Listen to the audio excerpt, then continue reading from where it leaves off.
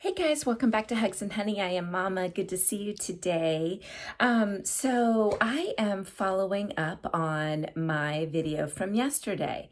So yesterday we had a little conversation about our menstrual cycle, and I offered up some mom wisdom, just some kind of off the cuff things that I would tell my daughter or any young lady who asked me about it.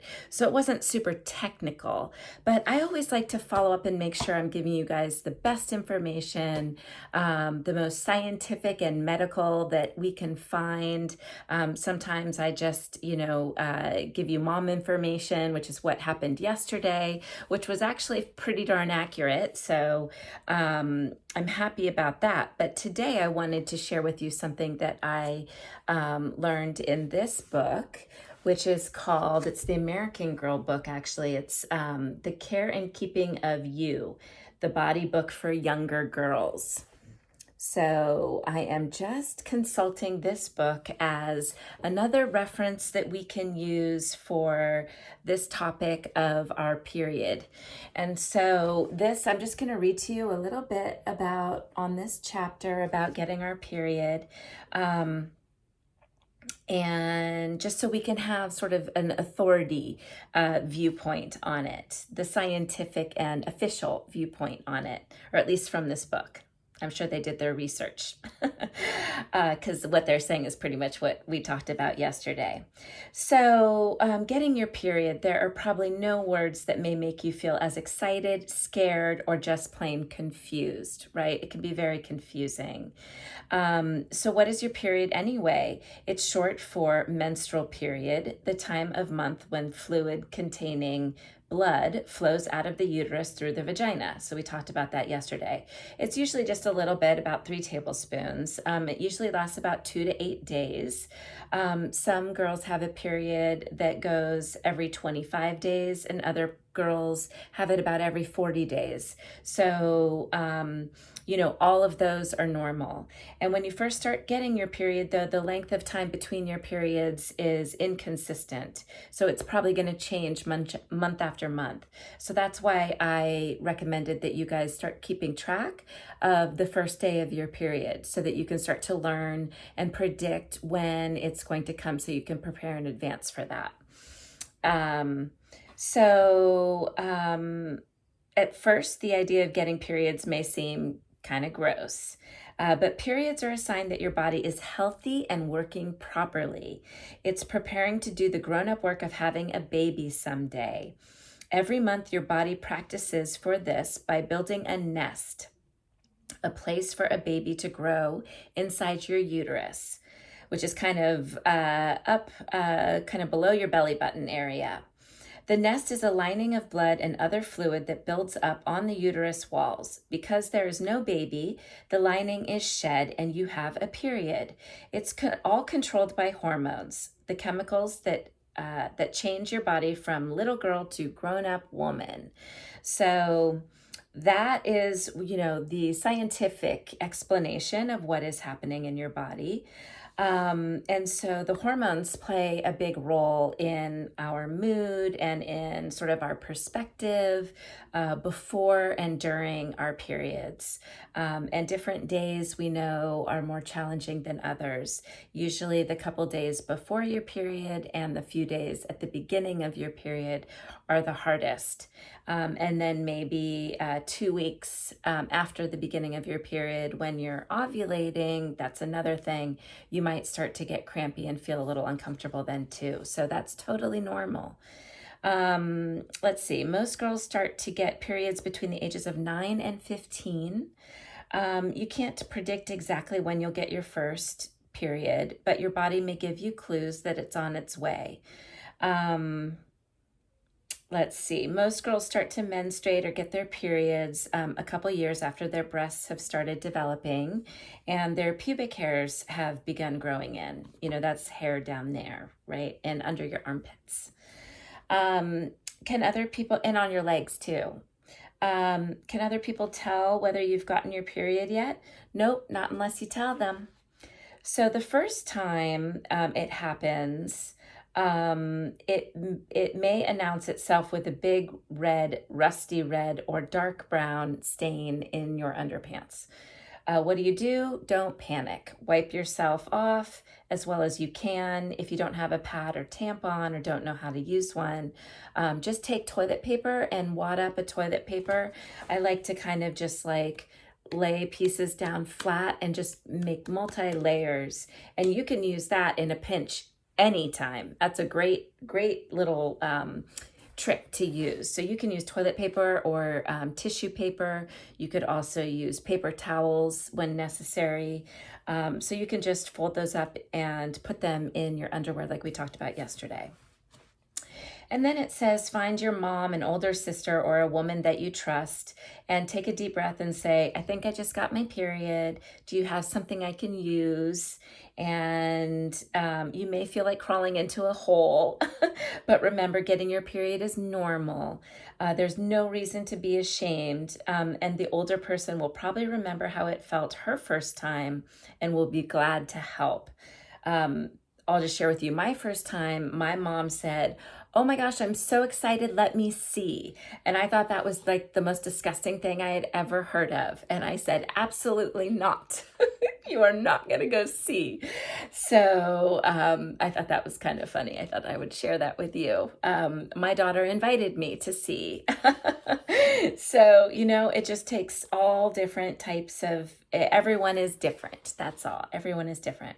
And then it goes on to talk about buying pads, like we talked about yesterday, the different shapes and sizes and what to do.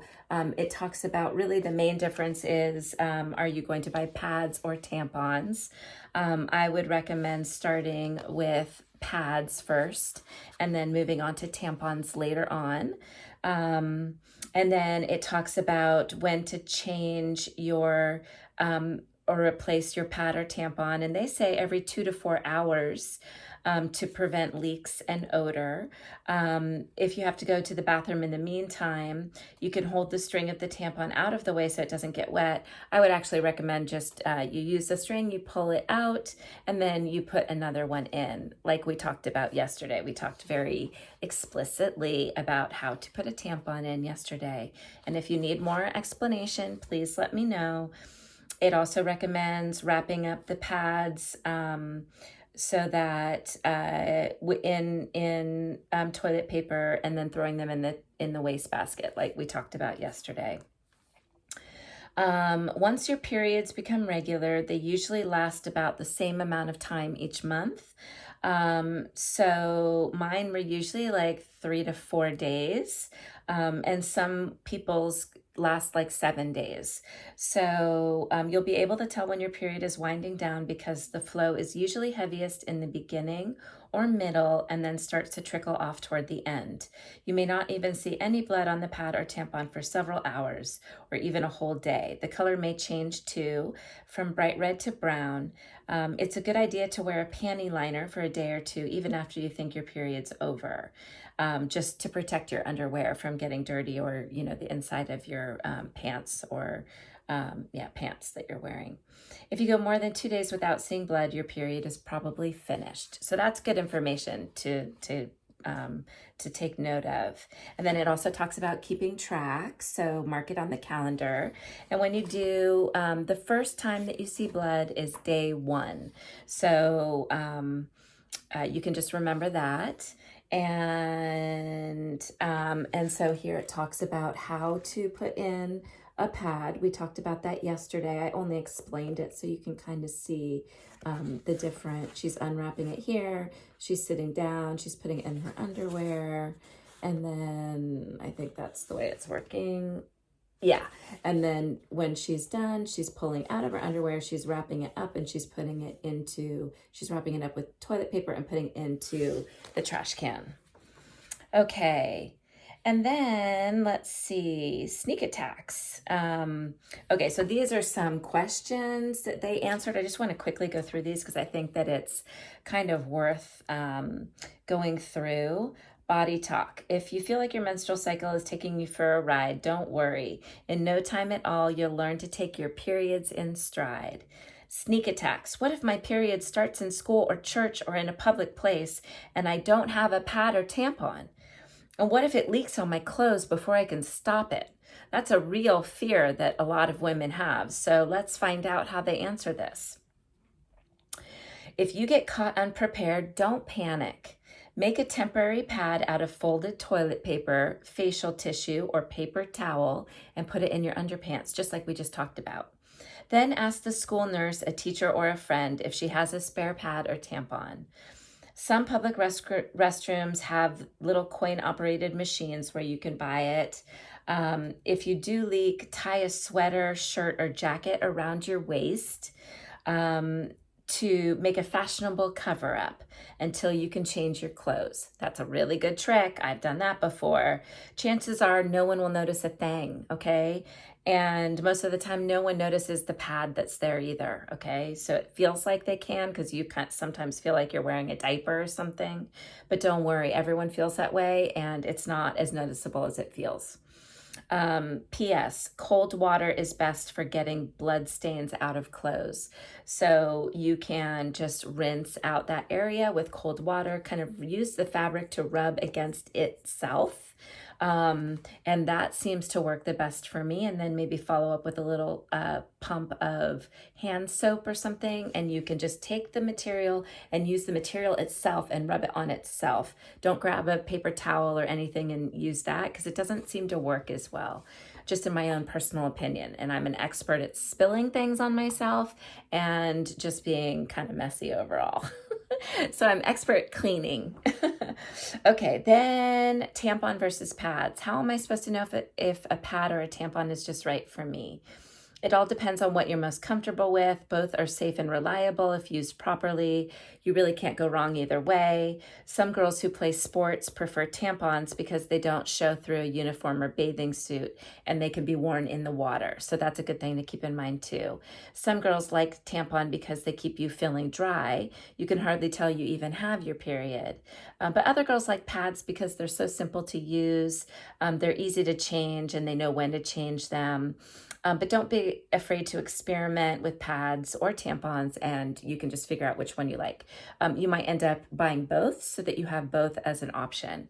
I usually would use a tampon during the day and a pad at night. So that's the way I would do it. So I would always use both. Miserable period. I've had my period for a year now and I still haven't gotten used to walking around feeling like I've wet my pants. I'm the only one of my girlfriends who has it. My mom is here to talk to me about it, but I don't want to. I don't want to keep it to myself either. I feel like I don't even want to grow up. I'm sure that a lot of people feel this way. You sound lonely, scared, and uncomfortable, and that's a heavy load for any girl to bear. It's true. You're not alone. For starters, it might help to change your pad more often or consider giving tampons a try. Both will make you feel drier. Next, you need to screw up your courage, every ounce you can muster, and talk to an adult that you trust. If you can't face your mom, pick a trusted adult. Pick an aunt, a teacher, a doctor, or a school counselor, or watch this YouTube channel and you'll get the information here. It may be hard to imagine now, but talking it out with an adult who has been there and done that will make you feel much better, okay? So talk to someone, find someone that you trust and talk to them about it, okay? You'll feel much better. Left out. Everyone in my class has become a woman and I am still just a girl. When everyone talks about being a woman, I just hang back. It's heartbreaking to feel that your friends are leaving you behind just because their bodies are changing at a different pace than yours. But that doesn't make these girls women. There's a lot more to being an adult than getting your period and growing breasts. Still, your classmates may be feeling excited about the changes they're going through, maybe a little even afraid. So, and that's when they need to talk about them. That's why they need to talk about them so much. Instead of feeling left out, can you listen in? That's a good idea. Just listen in, see what they have to say. Ask your friends questions about their experiences. You may get firsthand information that will help you when your day comes. And you may be able to help one of your friends from information that you've learned from someone else too. So all of that, is super helpful. And like I've said before, we always want to help each other out. This is kind of a cool book. There are many books out there, many, many books. But this is kind of a neat one that maybe I'll refer to as a reference. It talks about all sorts of different things about growing up, and that's always fun to talk about, because it can be a little scary to talk about sometimes, right? And sometimes you don't want to talk about it with your mom. You don't even want to bring it up, but you still have questions and you still want answers. And it kind of feels like sometimes the answers that your friends give you feel really funny and maybe not like the right answer. So it's kind of nice to get answers from people who know, who have experienced it themselves and who have talked to a lot of young ladies about just changing bodies and what's happening as we grow up. So anyways, ladies, I think that's probably enough about this for now. We'll move on to a new topic tomorrow. But I felt like I wanted to get some sort of authority on the topic, and that was a perfect one for us today to kind of wrap it up and wrap it up. Don't forget to wrap it up. Okay, ladies. All right. I see you. I hear you. I'm here for you, and I love you. And I'll see you tomorrow. Have a good night. Bye.